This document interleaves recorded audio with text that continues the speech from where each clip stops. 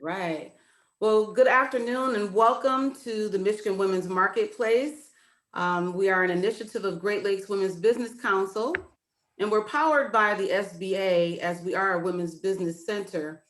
And it is my pleasure to welcome you here today for the special Michigan Women's Marketplace presentation in observance of American Heart Month. Our session today is entitled Your Heart is Your Business. Don't Skip a Beat.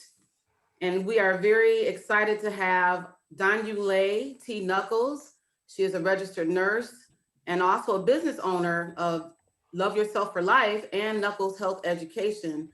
And we're just very excited to have her here for this special presentation. As you know, February is American Heart Month. And unfortunately, we as women, we're trailblazers in so many areas, but one area that I'm hoping that this education can help to turn around is that we're also a trailblazer in being affected the most by heart disease. Heart disease is the #1 killer of women. And that is very troubling for those of us who are women, of course. I'm sure those of you who are in this presentation today, you have been either directly impacted by heart disease or indirectly. So I'm hoping that today's special presentation will definitely raise our awareness about heart disease and how important it is while we're taking care of our businesses, our families, our community, and everything else, that we take out time Are to you take care of excited about that? ourselves. You had a really big smile on your face. You're thrilled. Hey, Jess, can you place your audio on mute, please? Okay, sorry about that, ladies. So I'm going to share some tips for a successful meeting today. And one is I'm so excited to see all this beautiful red before me. If you can, if it's possible, please share your camera. Today, we decided to have this special presentation on Zoom because I think it's really important as we are in this virtual space that we have as much connection as possible.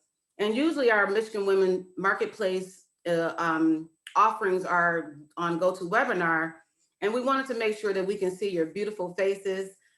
We as women have a way of lighting up the room, and it's just so beautiful to see all of your faces today. So if you can, turn on your camera so we can have some enhanced engagement. Thank you, Jess. And also, if you can mute your audio, we are recording this session, and we want to make sure that we do not interrupt the presentation that will be going forth.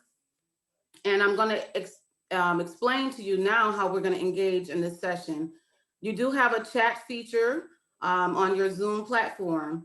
So we will be using the chat feature. I will be posing questions from our speaker today in the chat. And Lori Wesby, wave Lori.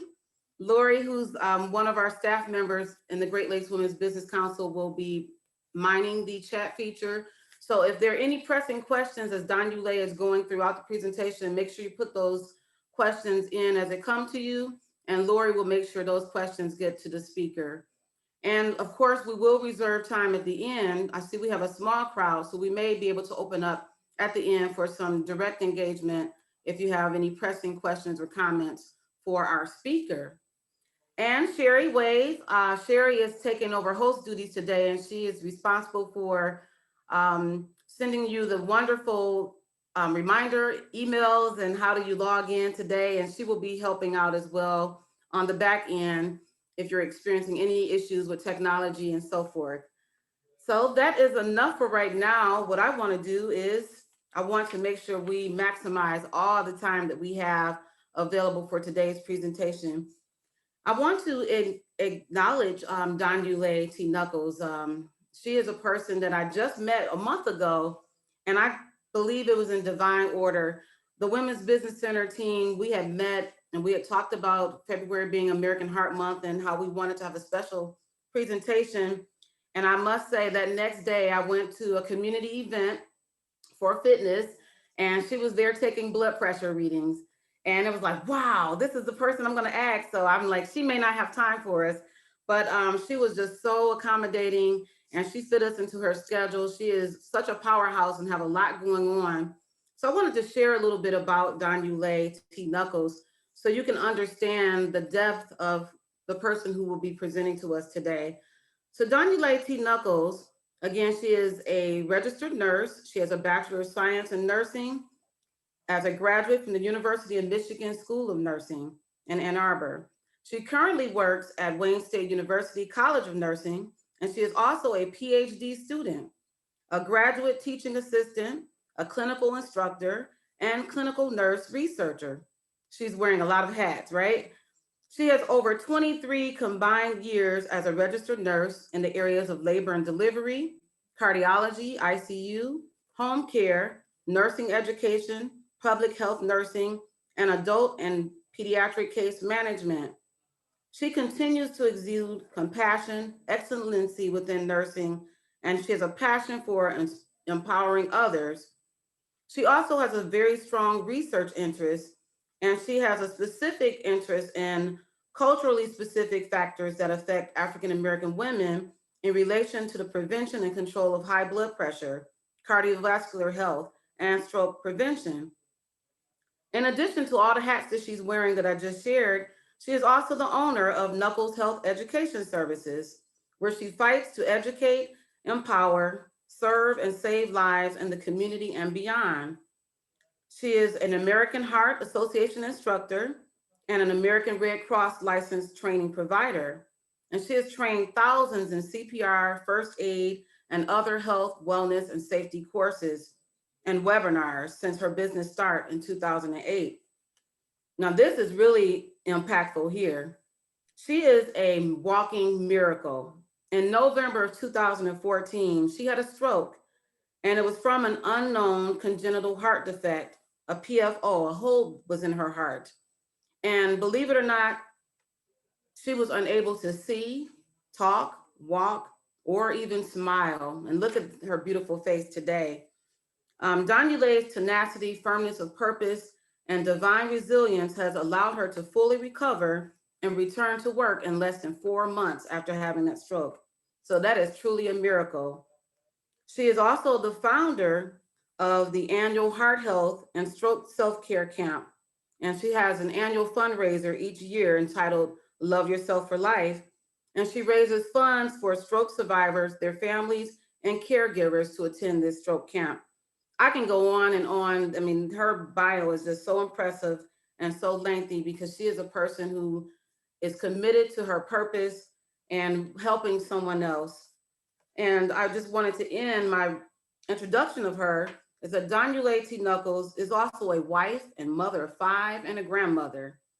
So she is a tremendous individual. And I'm excited to have you here, Donulae. And I'm going to turn over the presentation to you at this time. Let's welcome and show Donulae a nice heart for our appreciation of her today. And I'm going to turn it over to you at this time, Donulae. Welcome. Thank you so much for that wonderful and warm welcome. It always, when I hear myself, I'm like, is that me? No, couldn't be, but it is indeed. So I thank you guys for inviting me to share with you guys in this interactive experience, celebrating heart health and not only just sharing the American Heart Association Simple Seven, but also inviting me to share my personal story with heart health. So I just thank you so much, Shantae Dixon. I'm sure that was nothing more than divine intervention for us to meet and me to be available and to be here in less than 2 months after. So thank you again. I hope that in this presentation, you guys could take something back and make it your own. So without further ado, I will share my screen and we will get started. Okay. All right. So, of course, we're going to be talking about the American Heart Association's Life Simple Seven, and I'm going to introduce the curriculum through the Love Yourself for Life with my 17 tips to love yourself for life. So I'm just excited about this, and I just want to share some information. So did you know that cardiovascular disease is the #1 killer of women, causing 1 in 3 deaths each year? When we think about that, that's approximately 1 woman every minute that dies of heart disease. And traditionally, we've heard of heart disease being that male disease, the killer of men. But since 1984, more women than men have died each year from heart disease. Another fact is that only 1 in 5 American women believe that heart disease is her greatest health risk.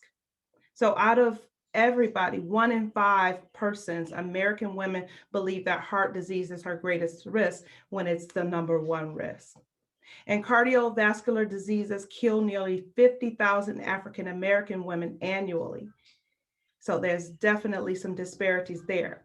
And of the African American women ages 20 and older, 49% have heart disease. Now that's something very unsettling, because when you think of a 20-year-old, you think they're at the prime of life and they're healthy as a horse, right? Well, according to this fact of African Americans, women ages 20 and older, 49%, almost half, have heart diseases. And we're going to talk more about Love Yourself for Life later, but this last statistic explaining how Hispanic women are 38% more likely than all other racial groups to take preventative action for their families when it comes to heart health, but completely ignore their own health in the process, lets us know that there's something we need to do about it. And an estimated 80% of cardiovascular disease, including heart disease and stroke, are preventable. So 80% of cardiovascular disease, including heart disease and stroke, are preventable. That says a lot, that only 20% is for a cause that is unpreventable. And by the year of 2035, 45% of the US adult population will live with cardiovascular disease at an annual cost of more than $1 trillion. And I know this sounds very, dark and grim, but there is hope. And that's why we are all here today. We as businesswomen, we know business quotes, and you may have heard Sir Thomas Watson, which says to be successful, you have to have your heart in your business and your business in your heart.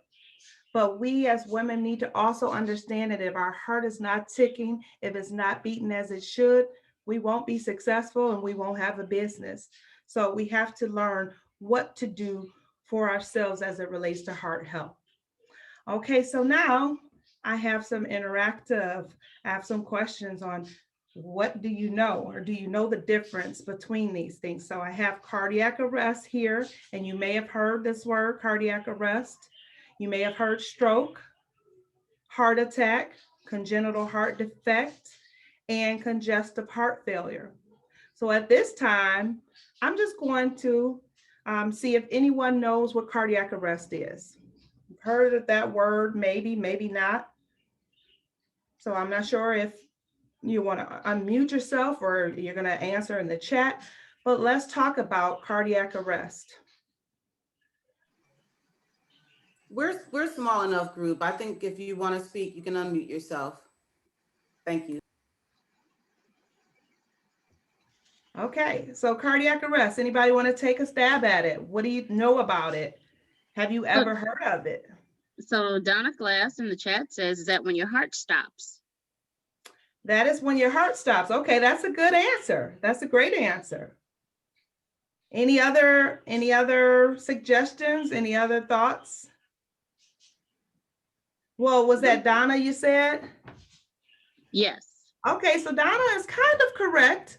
That's when your heart suddenly stops, yes, but your heart is not just stopping. You still have some electrical activity, because with the heart, we have some functional activity where our heart beats, and then we have electrical activity. And what happens in a cardiac arrest is that our electrical activity of the heart is not operating as it should. So we still have some electrical activity, but it's not the normal sinus rhythm, which we want. So if cardiac arrest is not taken care of swiftly, then a person will die of cardiac arrest. And if you've heard, hey, go get the AED, go get the pads, That's what the cardiac arrest does, because they have a ventricular tachycardia or a different type of arrhythmia. Once those that monitor is put on the chest, then it shocks them into a normal sinus rhythm. When you hear that flat line, like "Bah," like you hear on those shows where you hear the flat line, then that means the heart has stopped and it has no electrical activity. So good job, Donna. Good job. All right, let's talk about heart attack. We've heard this a lot, and we'll see more of the heart attack later in this presentation. But anybody know what heart attack is or have heard of heart attack? Don't be shy. It's okay. We're going to learn. If we don't know, you'll know today. Is that when your heart gets blocked? That's when your heart gets blocked. Okay, that's great. So when you hear cardiovascular, that means your heart is the cardio part, and the vascular are all the arteries and the veins that lead up and flow away from your heart. So what happens is there's a blockage in one of the arteries that is perfusing oxygen to a portion of your heart. So absolutely right, that there's a blockage in your artery which precludes oxygen to a portion of the heart, and that part of the heart dies. It's like if you don't water the plant is going to die. Okay, so that's your heart attack. Good job. What about congestive heart failure? This is becoming more and more popular. Congestive heart failure. Is that a weakening of your heart's function? Absolutely. It's a weakening of your heart's function. Yes. Over time, from different issues like uncontrolled hypertension, what happens is your heart enlarges because our bodies are known to compensate. So we compensate before we just fizz out. So the heart compensates and it gets larger and larger and larger. And we know that our heart is a muscle. So what happens is that muscle is not strong and firm. It becomes boggy and less effective. So what happens is normally when your heart beats, it pushes all the oxygenated blood to the different parts of your body, like your heart, your lungs, and all your cells.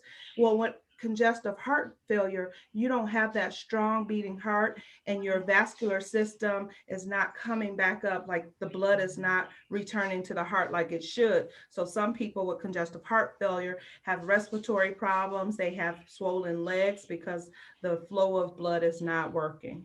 Good job. What about stroke? I definitely know what a stroke is. Have you guys heard about stroke or know what that is? Yes, my brother had one last year, and I traveled back and forth to Vegas for 5 months before COVID to care for him. Okay. And So so I you think have a family member had stroke, it's right? so I guess it's when your body or when your heart may cramp and then it affects that part of the body, and sometimes you can lose your operation of your limbs or your leg or a part of your brain. So right now he's still paralyzed. He has not recovered Okay. from the stroke. He still can't move his legs and he still can't walk, but he can still talk and he still is aware, but it affected that part of his brain. Absolutely. So thank you for sharing that. So a stroke is similar to a heart attack, whereas there are arteries that allow the oxygenated blood to flow to the brain like it does to the heart. And what happens with stroke is that there is a lack of oxygen to a particular part of the brain. And that is because of a blood clot, or in some instances, you may have heard of a bursting artery, and that's another form. So when there's a blockage to that brain cell dies, because again, oxygenated blood is what our hearts need, what our brains need. And when our brains do not receive that oxygenated blood, that portion of that brain dies. And normally, if you have an incident where there's no oxygen or brain death on the right side, it affects your left side of your body and vice versa. So if the incident is on the left side of your brain, it's going to affect your right side of the body. So the heart attack and the stroke are pretty similar in that the stroke affects your brain and the heart attack affects your heart, but it is that blockage to where that oxygenated blood is not perfusing either the heart in a heart attack or the brain in a stroke. Good job. All right. Congenital heart defect. Let's talk about that. Is that something you're born with typically? Yes. So that is something that you are born with. And the PFO, which was the hole that was in my heart that I was born with, technically, while in utero in your mom's womb, we all have a hole in our heart. That's the way the circulation occurs. But as soon as we are delivered, that hole is supposed to close, and that baby takes its first breath, and we have that new respiratory system take over. But in my case, my hole never closed. So a congenital heart defect is something that you are born with. And sometimes you know, sometimes you don't know. And for me, unfortunately, I didn't know. So it is very important that we know some things about our heart, these issues like cardiac arrest, stroke, heart attack, and congenital heart defect. So I have written, and I hopefully you guys can see. I hope it's not too difficult for you. But just so that we're interactive, I know that we kind of took a stab at the definitions. Now we actually have the definitions. So for cardiac arrest, it's the abrupt loss of heart function in a person who may or may not have a diagnosis or have been diagnosed with heart disease. It can come on suddenly or in the wake of other symptoms. Cardiac arrest is often fatal if appropriate steps aren't taken immediately. And of course, we talked about CPR, knowing what to do and how to save a life and how to use an AED is vital. And my business, Knuckles Health Education Services, can help you with that. So stroke, would someone like to read stroke? Because I feel like when we see it, we hear it, and when we can speak it, we kind of get it. So who would like to read stroke? Am I being too much of a professor right now? Right, the professor is coming out. Stroke is a disease that affects the arteries leading to and within the brain. It is the number 5 cause of death and a leading cause of disability in the United States. A stroke occurs when a blood vessel that carries oxygen and nutrients to the brain is either blocked by a clot or bursts or ruptures. When that happens, part of the brain cannot get the blood and oxygen it needs, so it and brain cells die. All right. Mhm. Good job. Heart attack. Who would like to read that? I got it. Your heart muscle needs oxygen to survive. A heart attack occurs when the blood flow that brings oxygen to the heart muscle severely reduced or cut off completely. All right. And congenital heart defect. The word congenital means existing at birth. The terms congenital heart defect and congenital heart disease are often used to mean the same thing, but defect is more accurate. This kind of heart ailment is a defect or abnormality, not a disease. A congenital heart defect, CHD, results when the heart sorry, there's a word cut off there. Blood vessels near the heart don't develop normally before birth. Oh, sorry. Sorry. All right, good job. Thank you. And congestive heart failure.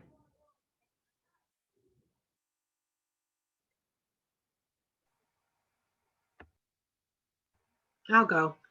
The purpose of the heart is to pump blood to the body in order to nourish it. Heart failure doesn't mean that the heart has stopped working, but that it just isn't able to pump enough blood to meet the needs of the body. This may happen when the heart muscle itself is weaker than normal or when there is a defect in the heart that prevents blood from getting out into circulation. When the heart When the heart does not circulate blood normally, the kidneys receive less blood and filter less fluid out of the circulation. I need to take this so long. It's like my screen is in the way. I'm sorry.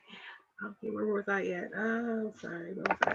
This may happen when the heart muscle itself is weaker than normal or when there is a defect in the heart that prevents blood from getting out into circulation. When the heart does not circulate blood normally, the kidney receives less blood and filters less fluid out of the circulation into the urine. The extra fluid in the circulation builds up in the lungs, the liver, around the eyes, and sometimes in the legs. This is called fluid congestion, and for this reason, doctors call this congestive heart failure. Thank you, Geneva. So I just wanted to share this information and these facts with you because it's always important to go places and hear things, but to learn it is something that we can take away with us. So now I'm going to share my story with you guys. Like I said, I had what was known as a PFO, which is a congenital heart defect. It's called a patent foramen ovale. And as you can see here, this is the normal heart over here, and this is the heart with the PFO, and that's the hole right between that septum of the heart and the upper chambers between the right atrium and the left atrium. So what normally happens is that oxygenated blood goes through the pulmonary artery and it circulates, allowing oxygen-rich blood to be fulfilled by different cells in the body. But in this case, that blood routed through that hole and it went up to the artery, causing blockage to my brain.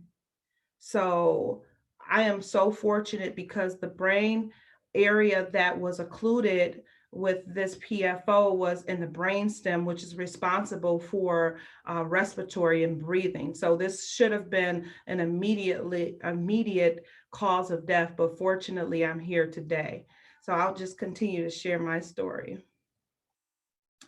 So last year on Go Red for Women's Heart Health Day, Channel 4 News did a story on me, and I was so grateful that they were able to share this. And since this has gone out, I've also interviewed nationally where they shared the story because it's something that it's not so rare. 25% of people, 1 in 4 people are born with this hole in the heart. So without further ado, I'll share this with you. She's known as Nurse Knuckles, and she's teaching the next generation of nurses, but her most important lesson came when she suddenly found herself as the patient. I didn't understand what was happening, and I felt my life just slipping away. Today is National Wear Red Day, a day designed to raise awareness of women's cardiovascular health. Our Kimberly Gill is here with Nurse Knuckles, her incredible story of survival and the life-saving message that she hopes everyone can learn from her. Yeah, it really is an inspiring story, guys.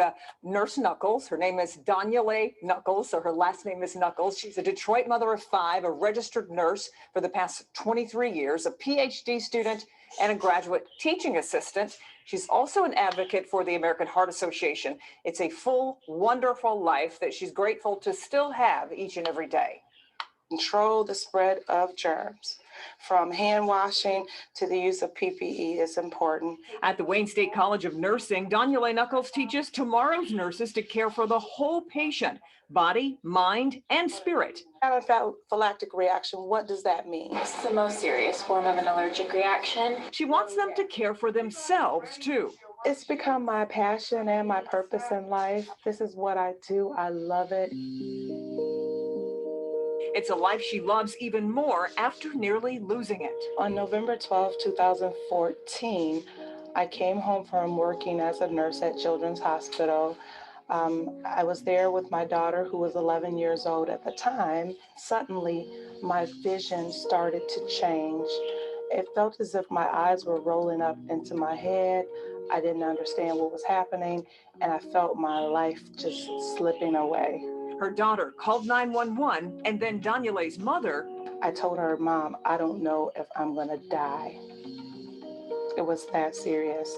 So after that word, I don't remember anything else. Apparently, I blacked out. And when I did awaken, I was in the hospital and they told me I had a stroke. Donulae was just 39 years old. Out of the blue. No signs, no symptoms, didn't have any precursors for stroke like uncontrolled hypertension or diabetes. Tests revealed Donulae was born with a hole in her heart called a PFO. About 25% of people have this defect. In most, it causes no problems, but it can raise the risk of suffering a stroke. Donulae had surgery to close the hole in her heart. Her recovery, nothing short of miraculous. There was a point where I could not walk, I could not talk. I was actually blinded. My face drooped on the right side. So for me to come back and have no remnants and to be in a PhD program as rigorous as Wayne State University, I'm really grateful. She urges others to be proactive about their health, and if you get any warning signs, do not ignore them. We tend to ignore things. We'll say, oh, we'll do it later because we have so much to do for so many other people. We're usually last on the totem pole if we even make it. Self-care is not selfish. It's important. It's necessary. So women, we care for others, but we need to take time to care for ourselves. And love yourself for life is that mantra to remind women, men, and everybody, love yourself, understand what you have, because if you love yourself, you're going to take care of yourself. What an inspiration, right? Nurse Knuckles has started a nonprofit called Love Yourself for Life to help spread that message.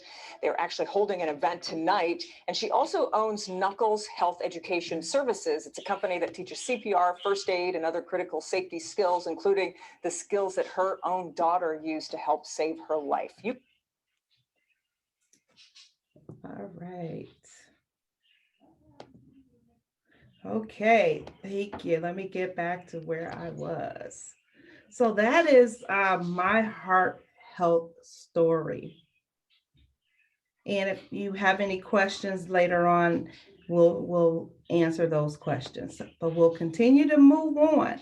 So now the question is, okay, we know that all these statistics are out here. We know that 25% of people may have this, 1 in 4 people have this. Women are dying. What are we going to do about it?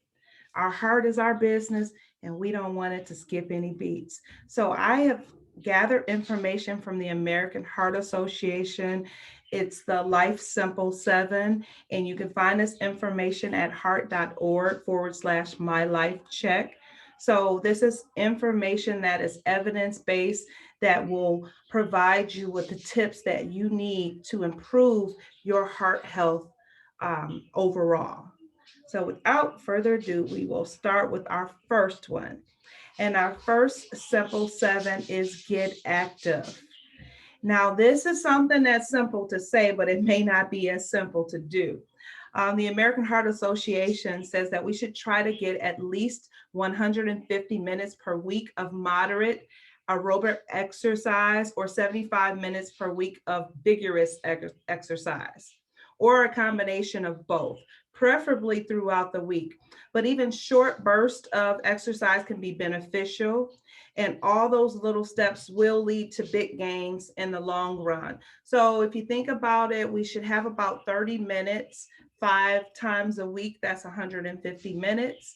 And we can break those down into 10 minutes in the morning, 10 minutes in the afternoon, and 10 minutes in the evening. So the evidence and the research says that that is still beneficial. So how do you guys stay active?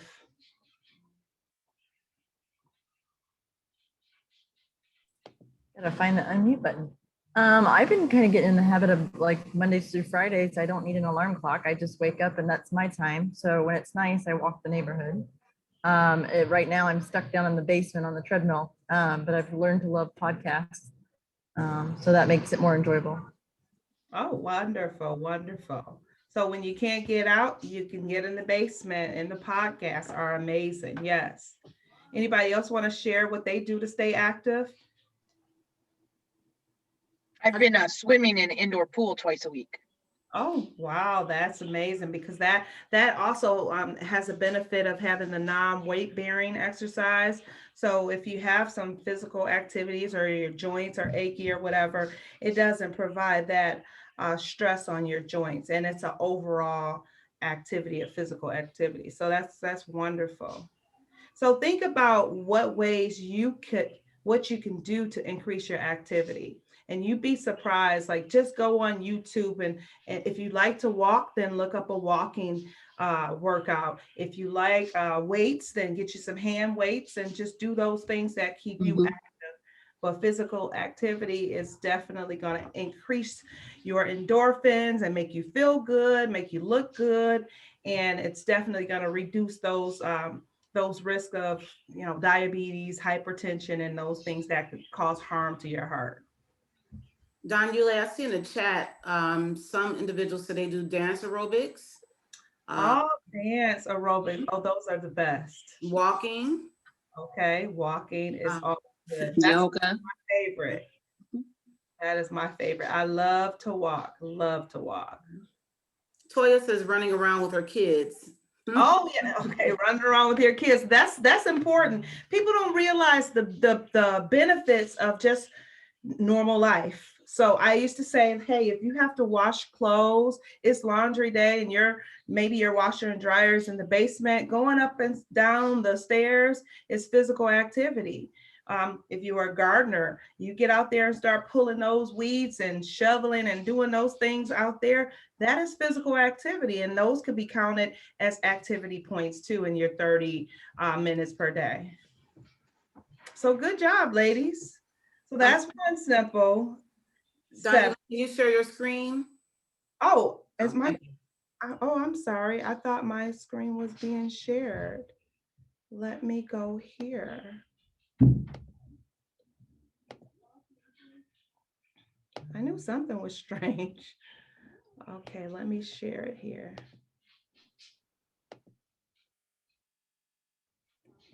So I'm not sure if you saw that last picture. You got it there? So we talked about staying active and getting active. So our next simple 7 is eat better. Now that's easy to say, but hard to do, especially when we have all this, stuff that's not good for us. But some of the things we can do to eat better is eat a colorful diet that's full of fruit and vegetables, whole grains, low-fat dairy products, poultry, fish and nuts, and try to limit the sugary foods and drinks, fatty and processed meats and salt. So that is very important.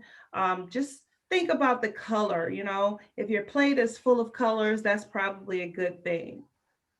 So what's your favorite healthy meal? I know nowadays it's almost like a craze. People have done better with this pandemic with eating and being more healthy and striving to be more physically fit.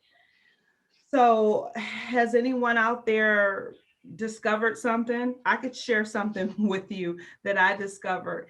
And I've never been a cauliflower person at all. I never really cared for it, but I tried cauliflower rice and I seasoned it up with some herbs and I just kind of grilled it right on the top of the stove, and it is delicious. I love it.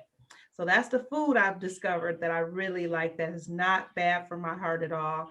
And the tool that I actually have experienced is the air fryer. I'm telling you, I got the air fryer on my birthday last year, and I really didn't use it too much. But I decided to use it recently when one of my students came. We were sitting together at lunch, and she pulled out this salmon, and it looked so good. It smelled so great. And she's like, "Oh, yeah, I did this on my air fryer." I'm like, "What? Are you serious?" So I went home and I made salmon in my air fryer. Now I make salmon, I make broccoli, I do everything in the air fryer. So what's your favorite healthy meal or the tool that you've discovered? I'm seeing a lot of comments about salads, good healthy salads, uh, pescatarian diet, Yes. spaghetti squash, Oh, yes. cauliflower rice, mushrooms, Yes. spinach one dish meals, some eggplant, veggie smoothies, Greek Yes. yogurt. You guys are on it, so on it. Yes, beautiful. And you can also maybe try one day out of the week going having a meatless Monday, or I'm not going to eat meat on Wednesday type day, and that's going to help you out too. That reduces those meats or the processed increased fats and things like that. So that is so important. I'm actually a pescatarian. Someone said pescatarian. So I have not eaten land animals for 4 years now. So I only eat seafood, but I still have to be very mindful because some of the dairy products and some of the pastries that I love have a lot of fat and butter and things like that in them. So I definitely have to be careful. So we are on the right track. And if we could take these steps, it's definitely going to be helpful. And I'm sure Shantae could help. And she knows about this because Shantae, share with them your experience and what you've recently accomplished. Put it out there. Well, I must say, since October, I became more active. My colleague on the line today, Michelle Park, I think she's here. She's been hosting virtual Zumba classes. So I've been doing that with her since October. And then January, I committed to eating better and eliminated a lot of the junk foods and so forth, really monitoring the calories I intake and increased my cardio. So I lost 23 pounds since January 1 as of Saturday. And still got a long way to go, but just making some of those modifications, just limiting my carbs and, just having balance and getting active has been a game changer. Absolutely. And I hope you didn't mind me sharing your exciting news, but it's exciting for us to see, like, we as real people can make modifications and have results. And she walked away being the biggest loser of our 6-week weight loss challenge. So congratulations again, Shantae. So let's see what other simple 7 we can do. Of course, Shantae led the pack there, losing weight. So maintaining a healthy weight is important for your health. And to lose weight, you need to burn more calories than you eat. And learning to balance healthy eating and physical activity can help you lose weight more easily and keep it off. And that's the issue. We can lose, but we have to keep it off. And it's a simple formula. And people say it's so hard, I can't lose weight, I can't do this, but it's all mathematical. So anybody know how many calories are in a pound?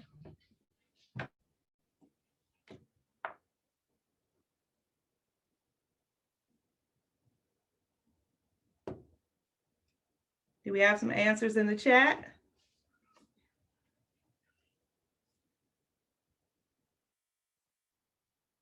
Someone said 2,000. Someone said 3,200.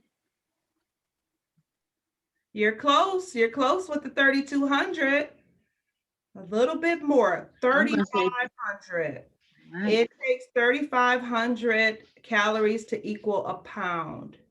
So if you think about that and break that down over a week, that's 500 calories per day that you have to burn off or avoid consuming with calories to lose 1 pound of weight per week. So 3,500 or 500 calories a day for 7 days is going to bring that 1 pound weight loss.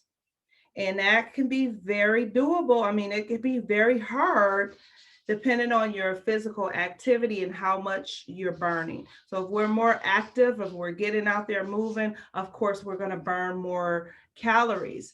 If we're consuming high fat foods, then that means we're bringing more calories in, and we have to have more calories out burned than what we consume in order to have a weight loss. But of course, losing weight is going to be very helpful to you.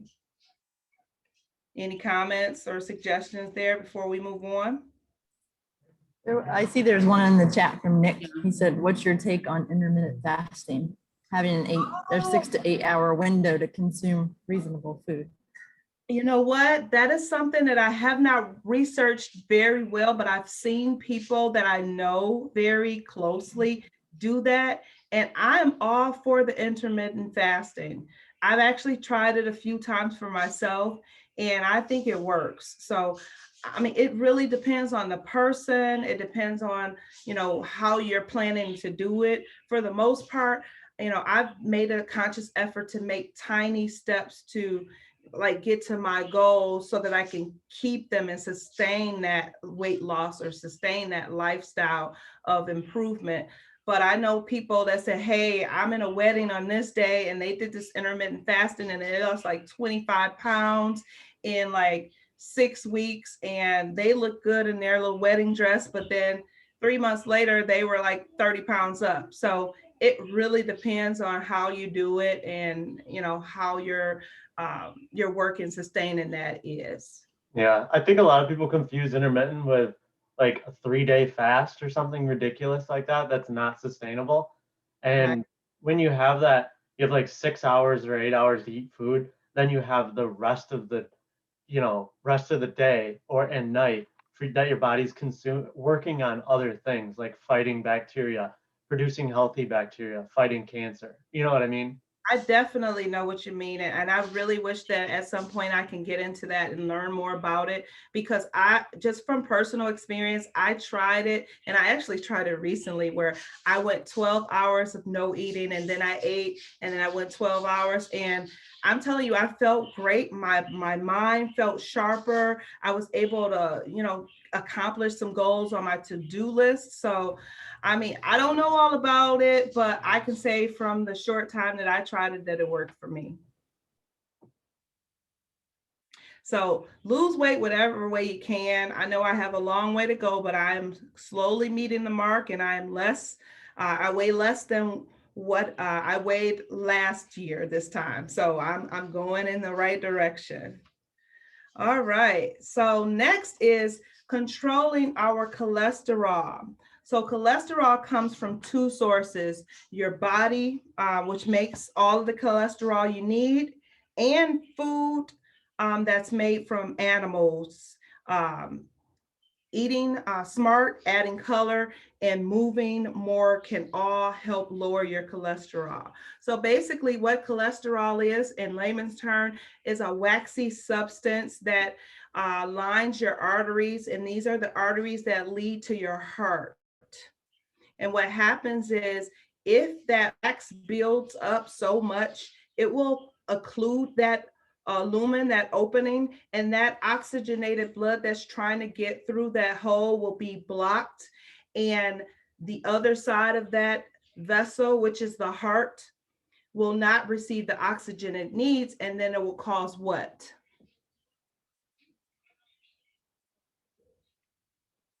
That's an open question for you guys. What is it going to cause when that oxygenated blood is blocked by the cholesterol? Stroke? Someone said a heart attack. Oh, we're talking about the heart, right? So when that oxygenated blood cannot reach the heart because of the cholesterol, then that's called a heart attack. When you have a blockage in the brain, it's called a stroke.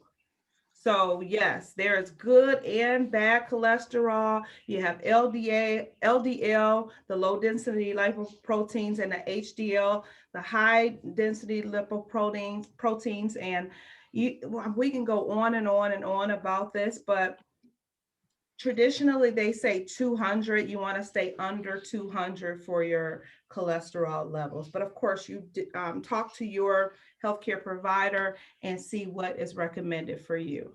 Donulae, Yes. There's a question in the chat from Jennifer. She says, I don't eat meat and very little dairy, but my LDL is slightly elevated. What could be causing that?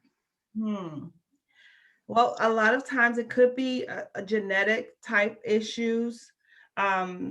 It could be that your body is producing more of that LDL than it should, but not eating meat will definitely improve your, lowering of your cholesterol.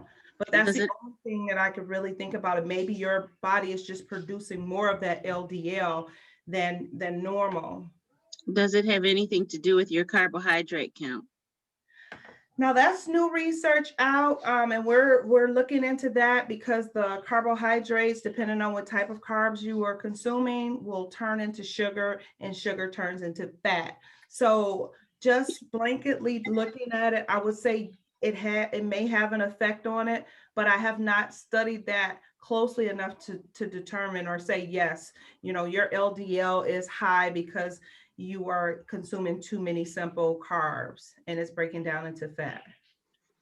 So that's something that you might want to talk to your provider, your healthcare provider about, and maybe get some testing to see if we can figure out why this is happening. Because of course, if you eat any type of dairy, if you eat any type of meat, then that's a sure sign because it comes from animal fat.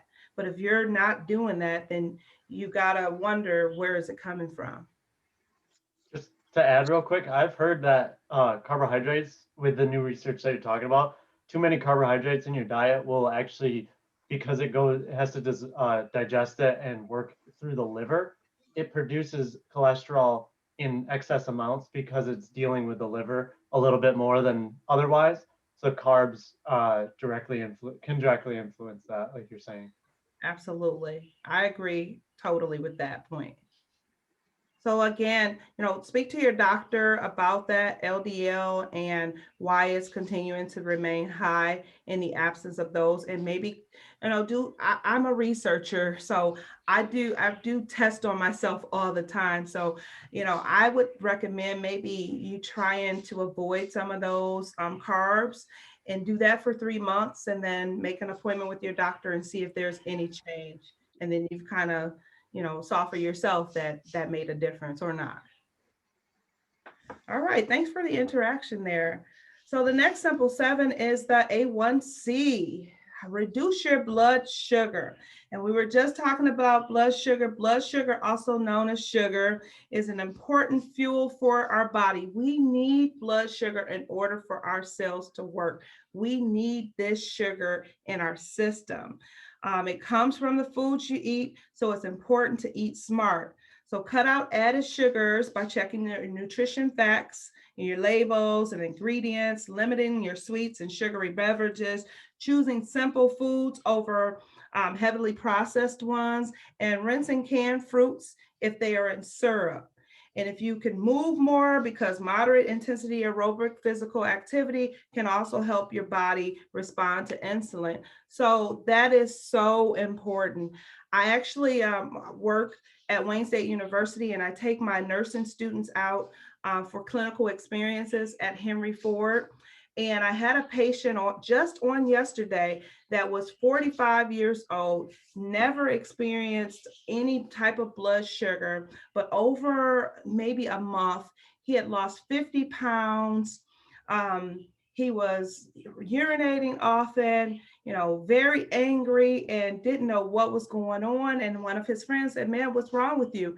And he says, "I don't know what's wrong with me." He said, "I think I'm sick." So he went to the hospital and his blood sugar level was 1200. So now this person is diabetic and he's learning how to deal with diabetes. So your A1C, the A1C is a measure of your blood sugar over a 3-month period. And, doctors tell you what it should be. And some doctors say at 6.0 or greater, we're going to give you an oral hypoglycemic agent to reduce your blood sugar.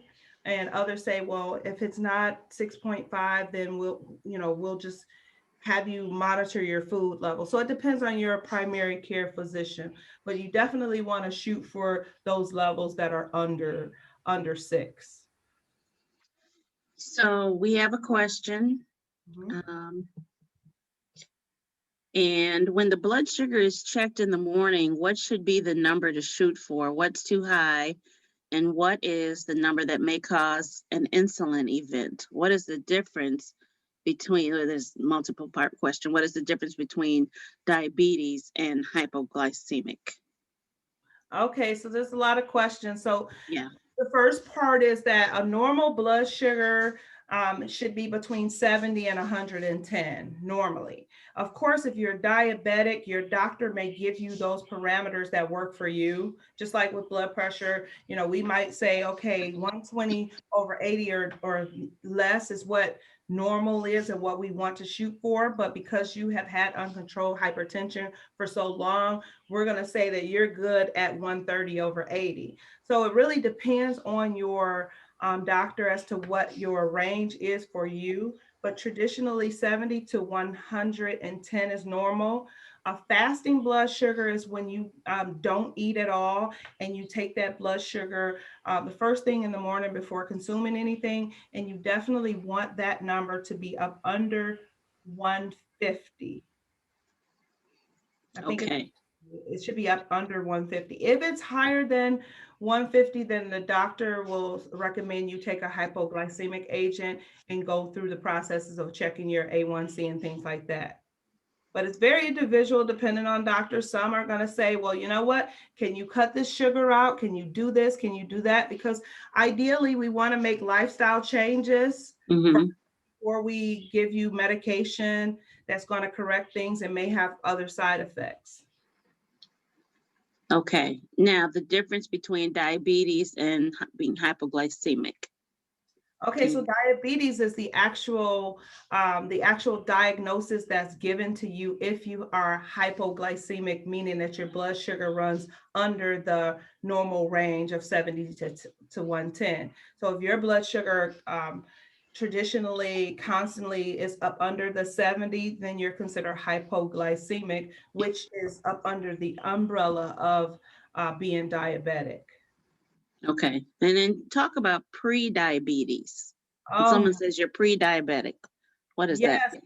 Like actually 1 in 3 Americans are pre-diabetic, meaning that you have levels that if you continue to do the same thing that you're doing now, within a year, you will be diabetic. So a lot of us are pre-diabetic, and that A1C level is right on the cusp.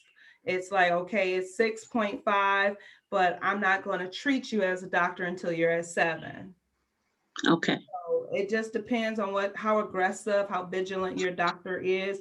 I know I was distraught a few years ago because I went to my primary care physician and my A1C was 6.2 and she put me on hypoglycemic agents. And I'm like, I'm not diabetic. I am not accepting this. But the fact is, this is what it is. And if I were to continue that lifestyle, then I would definitely become diabetic. And that's just one of the diseases that's systemic. It affects your eyes, it affects your skin, it affects your feet, it affects your heart, your lungs, your kidneys. It's systemic, and you do not want to be diabetic at all. Okay. You certainly don't want to be it and not know it. Exactly. So again, communicate with your doctor. If you haven't made your physical, make your physical. Mine is scheduled for March 2nd. So I know what it is, and I try to stay connected with my primary care physician. If you only go to the doctor once or twice a year, then that's good if you can maintain yourself with that regimen. So blood sugar is something you definitely want to watch out for, okay? Thank you. You're welcome. And I know that a lot of people have done great with the smoking. People have stopped smoking and they're not smoking as often as they used to. So stop smoking. You know, not smoking is one of the best things you can do for your health. Smoking damages your circulatory system and increases your risk of multiple diseases. But the good news is that your lungs can begin to heal themselves as soon as you stop smoking. And moving more can help you on your journey, since physical activity can help you manage stress. So please, if you are smoking, try whatever you can to stop smoking, because the nicotine in cigarettes are a vasoconstrictor. So what happens is it narrows your arteries. And that same oxygenated blood and those red blood cells that are going through your arteries, they're not going to change their shape or their size. They're going to continue to be the size, but that lumen of the artery is going to be more, it's going to be smaller. So what's going to happen is it's going to preclude that oxygen from going through to the heart or going through to the lung, and it's going to cause a stroke or it's going to cause a heart attack. So stop smoking. I placed 1-800-QUIT-NOW number, as well as the www.smokefree.gov. These are valuable resources for those that want to stop smoking. And I know a lot have, they've said, well, I don't smoke, I vape. Well, vaping is probably just as worse as smoking, especially for the young people. We've seen how detrimental effects vaping has had on people. And I've actually advocated through the law in advocating for this vaping to quit. It's so much that goes into this. So if we want to improve our health risk, ladies, let's quit smoking, stop smoking. So just want to go back to diabetes. There was a question that says, can you change type 2 diabetes? Absolutely. That's a great question. Type 2 diabetes can be reversed. Awesome. If you actually eat like you should, consume what you need to consume, get physically active, lose weight if you need to lose weight, your blood sugar will turn around. I actually have a friend that she wasn't a type 1, so she wasn't born with blood sugar, but she was a type 2 diabetic, meaning that it occurred over time after gaining weight and things like that. So what happened was she got to an unhealthy weight, and she just, she was unhappy with the weight. She tried to lose weight. She really couldn't, but she made an effort and a decision to have the weight loss surgery. She lost over 100 pounds or somewhere near that. And she was getting insulin like 3 times a day, and she was sick all the time and nothing would help. She even had an insulin pump. Well, when she lost that weight, guess what? She doesn't even use insulin. She doesn't even take an oral hypoglycemic agent. So yes, type 2 diabetes can be reversed with weight loss, the correct diet, and physical activity. And thanks for bringing that up. Mm-hmm. And then Nick made a comment that said maybe this slide should also include alcohol. Oh, yes, Nick, it should. It should. Now, alcohol is a big deal. Absolutely a big deal. And a lot of people say, well, should we just drink red wine to reduce the effects of, the heart? Because we've heard research has proven that red wine helps with the heart, and it does. If you're already a drinker, maybe switch over to that.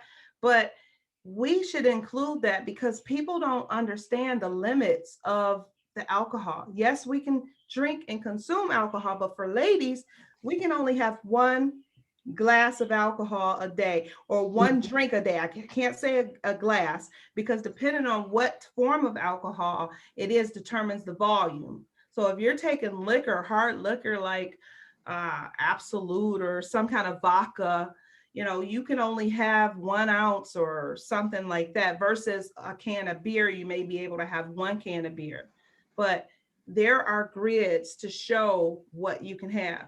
I had a patient of mine, and I always have patient stories, but I had a patient, I was doing an assessment, and we were talking about alcohol. He says, oh no, I don't drink alcohol. I don't drink alcohol at all. And I continued to ask the other questions for the assessment. And then later on down the line, he says, well, I just have 2 40 ounces a day. That's all I have is 2 40 ounces a day. 40 ounces of what? He was like, oh, a beer. Beer. And so he didn't equate the fact that beer was alcohol. So we need to know and understand what that means and what volume we should be consuming. So you're absolutely right. Alcohol has a major impact on heart health. And it has been reported that wine consumption has increased during this pandemic. I'm sure I was part of that study. Carry on. Yes. And wine is not a bad thing, but remember, 1 glass of wine, ladies. Men, if you're a man, you could drink 2 glasses of wine, but there's very clear guidelines to what is healthy for you in your alcohol consumption. So thank you for bringing that out. Yes, and Jennifer just made a really good point that red wine contains resveratrol, which helps with cardiovascular and respiratory. So I'm good. Okay. It absolutely does. But again, you have to do that in moderation. Okay. Correct. So have the glass, not the bottle. Oh, that part. Yeah, that part. But baby steps, okay?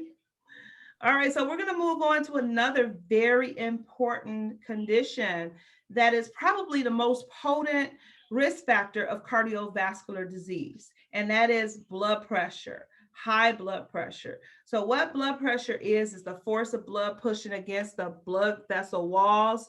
Sometimes the pressure in arteries is higher than it should be, and that's called high blood pressure. Stress and a poor diet have both been linked to high blood pressure. So it is important to be well and eat smart to help positively influence your blood pressure numbers. So that is so important. So then you may ask the question, what is a normal blood pressure?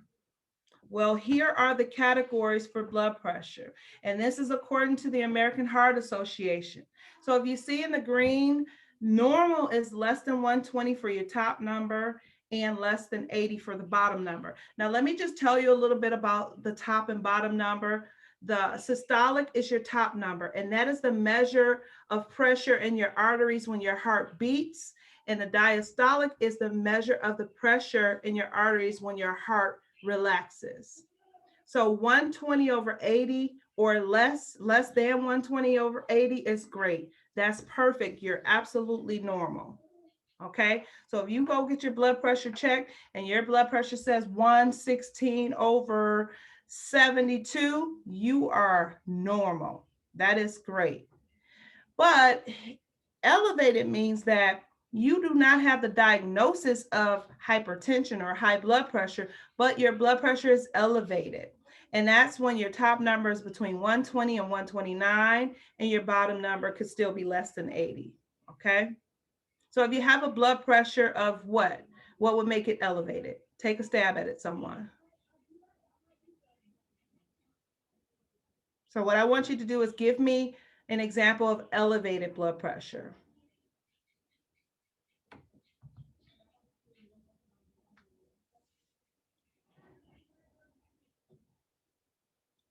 Anybody want to take a stab at it? Okay, we've got 140 over 90, 130 over 89, 122 over 72.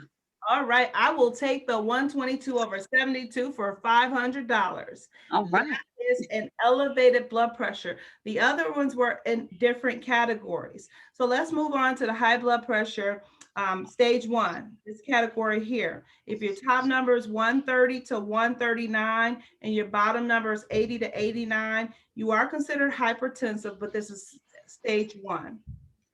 Okay. And only your doctor can diagnose you with hypertension.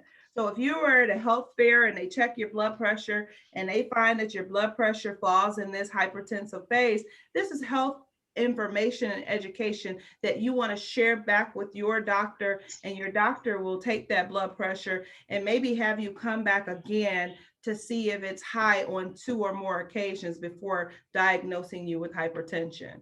But of course, if your blood pressure falls in a stage 2 range where it's greater than 140 and greater than 90, your doctor may decide to go ahead and put you on hypertensive medications to bring that blood pressure down before, asking you to come back to confirm that diagnosis.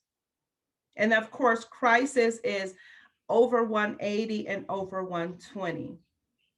So your blood pressure is something that, it is easily affected by physical activity, by our diet, by so much. And sodium is a big culprit of hypertension. And some people are less sensitive to the sodium or salt than other people. And African Americans usually tend to have a tendency to be more sensitive to salt than non-African Americans. So that means they're usually at greater risk. Okay. All right, so let's talk about this hypertension.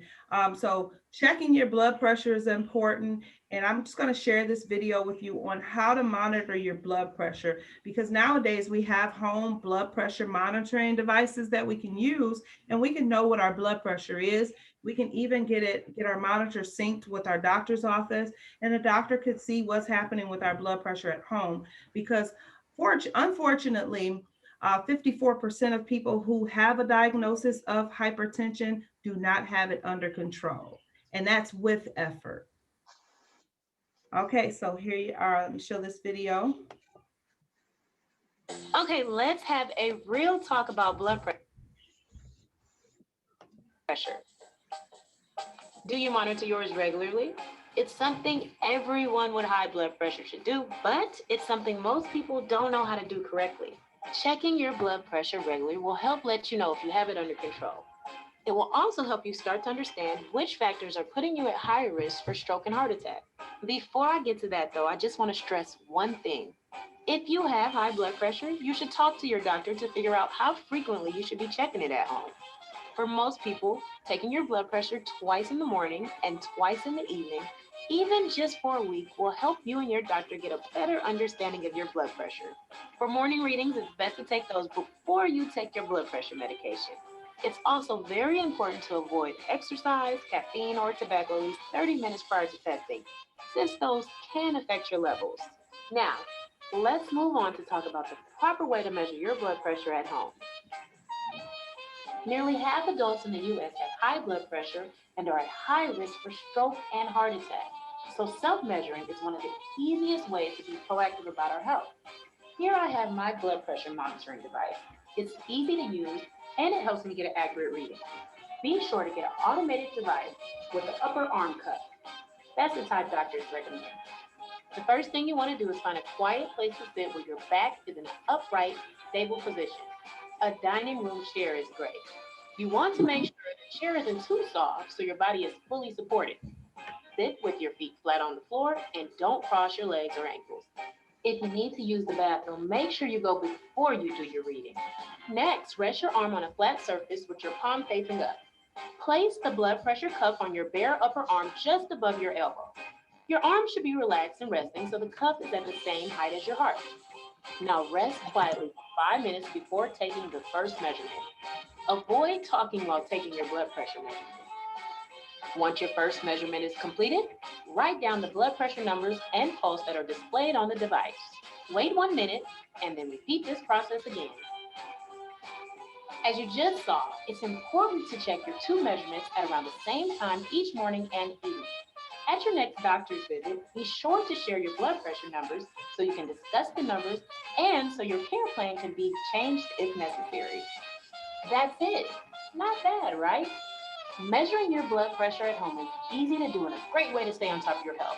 If you have more questions about managing or measuring your blood pressure overall, visit the website. All right.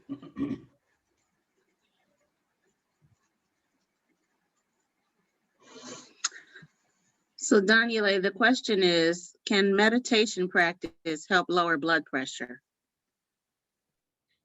I am sure that it can, definitely. Just the fact that we know that hypertension is increased by stress. Sometimes meditation practices reduces that stress, which can indeed reduce hypertension. However, depending on your level of hypertension and where you are with it, you may need additional intervention to pair with that meditation. All right, I'm going to keep it moving. We can talk all day about hypertension, but I just thank you guys for being so interactive. And I would like to share with you guys the nonprofit that I am the CEO and president of, entitled Love Yourself for Life.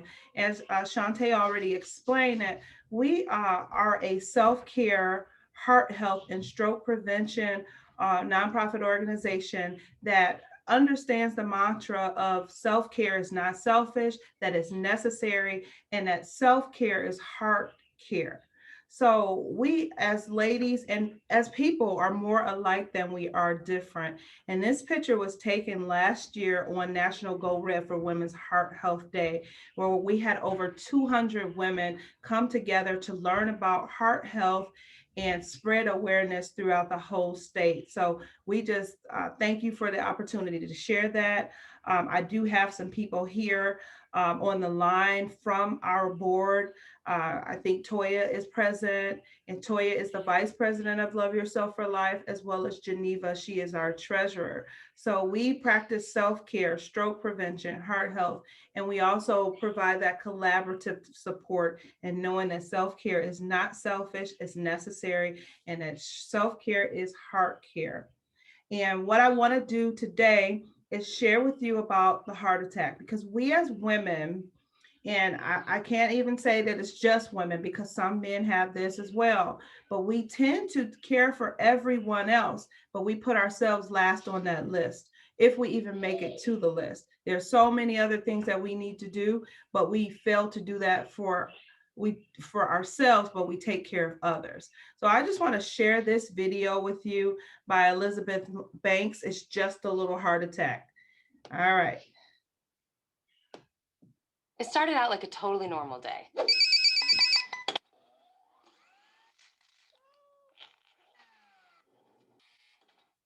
Mom! Okay, move objection deadline to the third line after survey. Oh, honey.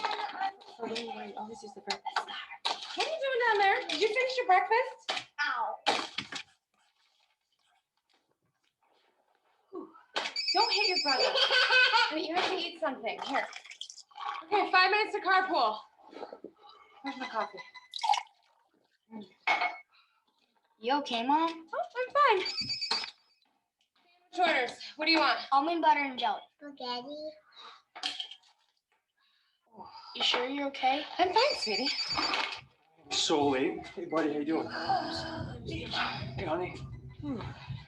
You okay? Yeah, I'm fine. You sure? Oh, yeah. Here. Acai, my favorite. See you guys later. Wear your shoes. Put your shoes back on, please. You know, go help your sister. We're going in 3 minutes. Oh my God, what am I doing? I forgot to cut off the crust. Voila. Shoes on, potty if you need it. Get your sister. Okay, here. Nobody move. I'm getting a dustpan. Mom!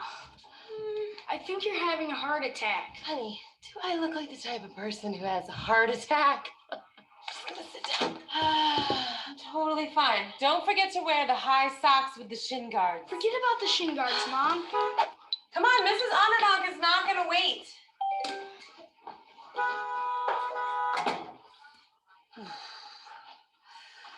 Oh. Okay. 9.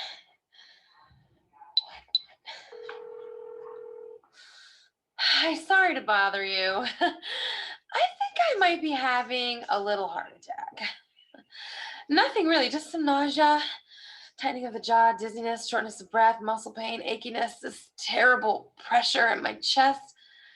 Oh, really? They can be here in how long? 2 minutes. Can you make it 10? I thought I had gas.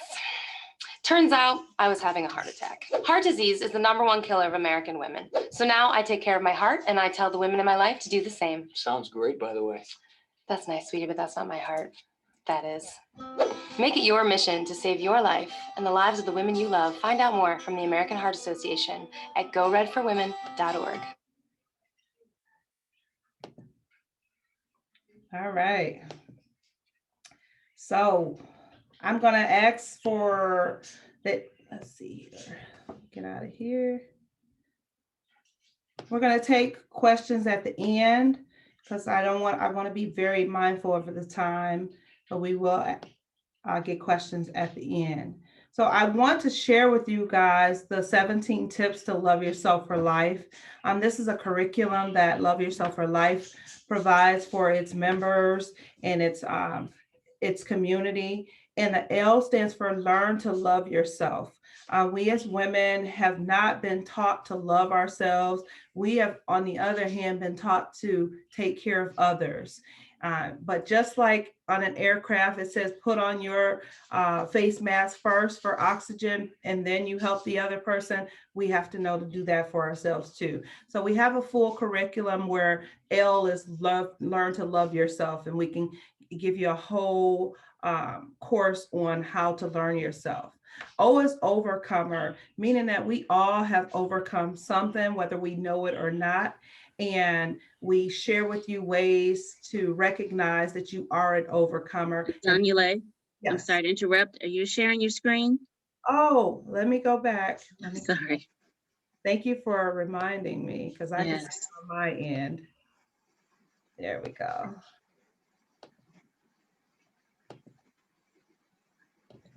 All right, you guys can see it now? Yes. All right, so here we are. This is a picture of the Love Yourself for Life board of ladies. And I just went over the L. L is to learn to love yourself. O is overcomer, because we're all overcomers. V is the victory. You have to understand that you already have the victory. You just have to tap into the resources that's going to help you. And E, experience it all. No limits. There's things that we don't really feel comfortable doing, or we've never experienced. Well, try it, experience, and you never know what will take you places that it'll take you. So that's the love. Yourself is why. Yes, say no, I'm not available. We as women tend to have the yes, yes, yes attitude, and we can do everything for everyone, and we don't do it for ourselves. Take time to say, yes, I'm not available, and be true to that, and be unapologetic with that. Oh, out of the box.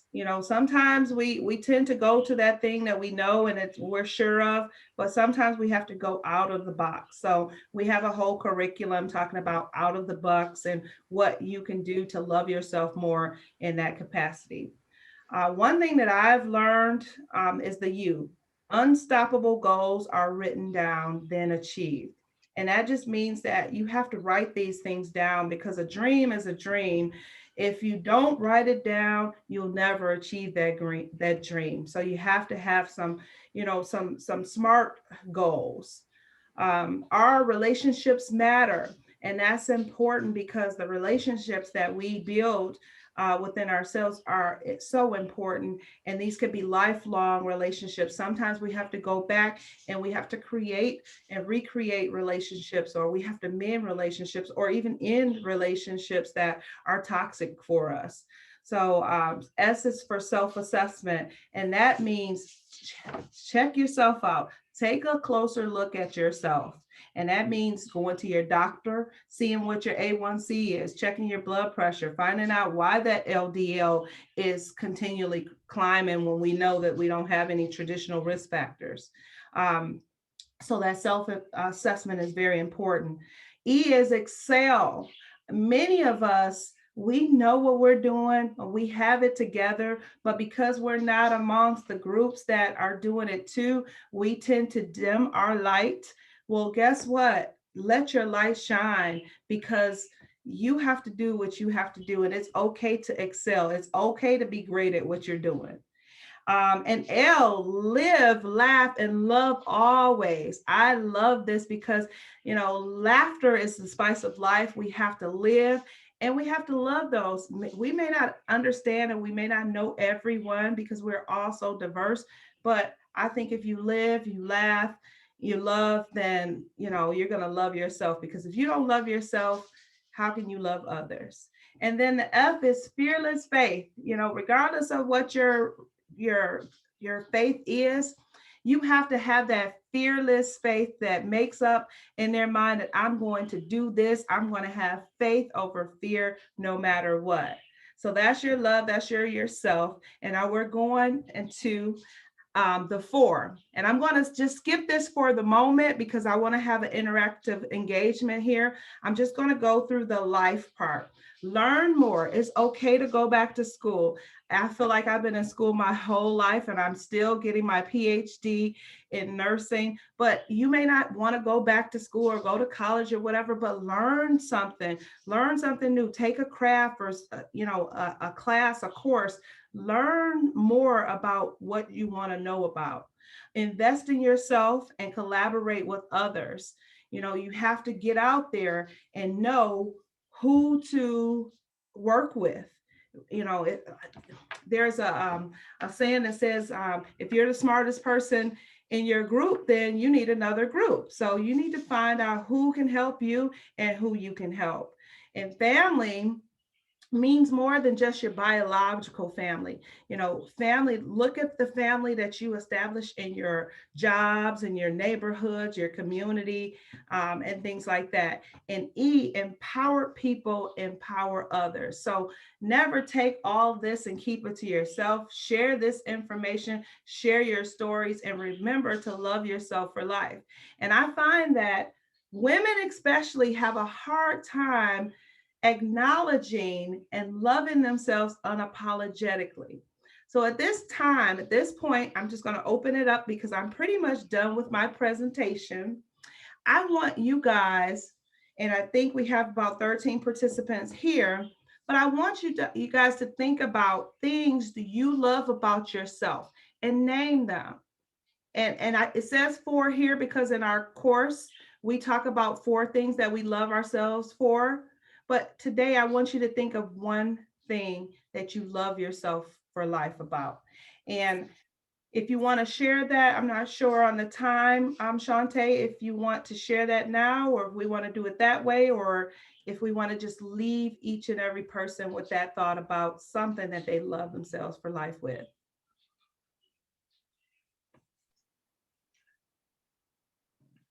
I think if people want to add that into the chat, Donulae, that would be great. I see people already doing that.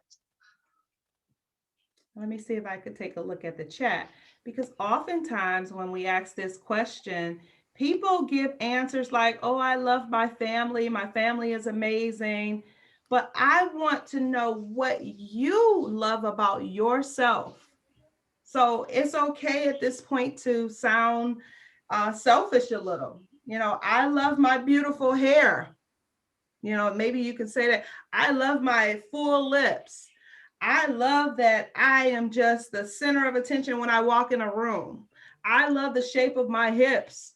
Whatever it is you love for yourself. Yeah, like Toya said, I love my thighs. Not many women could say that they love their thighs. I know mine a little, thick. Yes, you love. I appreciate that, Toya. Thank you. I do. I love them. They smooth. They smooth. They don't have no blemishes. I like these things. Yes. I love it. And that's what we're talking about. It's okay to love yourself, because when you love yourself, you are in a better position to love others. When you care for yourself, you're in a better position to care for others. And that's just how it goes. We know to love everybody else, but then when we pour into others, that means that our cup is kind of getting empty. So what are we doing to pour into ourselves? And meeting individuals like Shantae and I, we just met that one time. I was there checking blood pressures and she decided to get her blood pressure checked. And now we are here collaborating. So that's what it's all about. So Donulae, we're at the bottom of the hour. There's some wonderful comments in the chat about what people love about themselves. But I'm going to actually, for the sake of time, turn it back over to Shantae and to get some announcements to everybody who was able to attend today. So Shantae, are you? And thank you guys so much. Thank you so much. Thank you so much for being with us today and sharing your knowledge, vast, deep, very important for all of us to think about. On behalf of the Great Lakes Women's Business Council's Women's Business Center and the Michigan Women's Marketplace, I want to thank you, Donulae, for being here today and just sharing this vast experience and your knowledge with us. I'm sure we all have been enlightened and will do better in loving ourselves. And I want to turn it over to Sherry, who's going to make a few announcements for us. Thank you, Shantae. It's been a great day, and I'm sure everyone would agree that we've learned a lot today. We're thinking of life changes that we can make. And we'd like to invite you to come to a few more events that we have. We are starting something new called Meet the Business Resource Partner on the Michigan Women's Marketplace. Maybe you didn't know we had business resource partners, so now it's time to meet them. We're being more intentional in 2021 with all the help that they provide you and letting you know what that help is and having you meet them to learn more about them. So on March, I have the February 3rd here. I apologize for that. It's March 3rd. So next Wednesday, meet the business resource partner. It's Winning Women Global with Jennifer McGovern. And she is the founder. It's an interesting way that they came about, and we'd like you to meet her and see how that can help you in your business. And then one of our fan favorites is the Exec Week. That is March 24th. It's an executive level event. It's even more than training. It is exceptional training, and we have a keynote speaker. Shantae, would you share her name with us? Sonia? Sonia Jackson-Miles of the Accord Group. Sonia will be here. She really is phenomenal. We have a special poet coming. Michelle, our executive director, will be the panel moderator, and she always does a phenomenal job. And we also will have some really interesting and fun networking and a bit of energy as we begin the event. So we hope that you come. You can register at greatlakeswbc.org under events, and the cost is $50. And if you've ever attended an event like this before, you know that that is really a very reasonable investment to make, and something that's going to give you far more in return. So the networking, the keynote speaker, the poet, the panelists, just gathering together as women. It's called The Power of We, Coming, Working, and Rising Together. And it couldn't be more appropriate for 2021. So when we will have a follow-up email for you today that will include a survey and all of the handouts that Donulae has provided. Again, Donulae, thank you for all that you've done for us. Thank you all for attending, and share our events with others so they too can participate and be inspired at Great Lakes Women's Business Council, the Women's Business Center, and Michigan Women's Marketplace. We'll release you to your day now. Thank you. Thank you. Bye-bye, everyone. Good to see you all.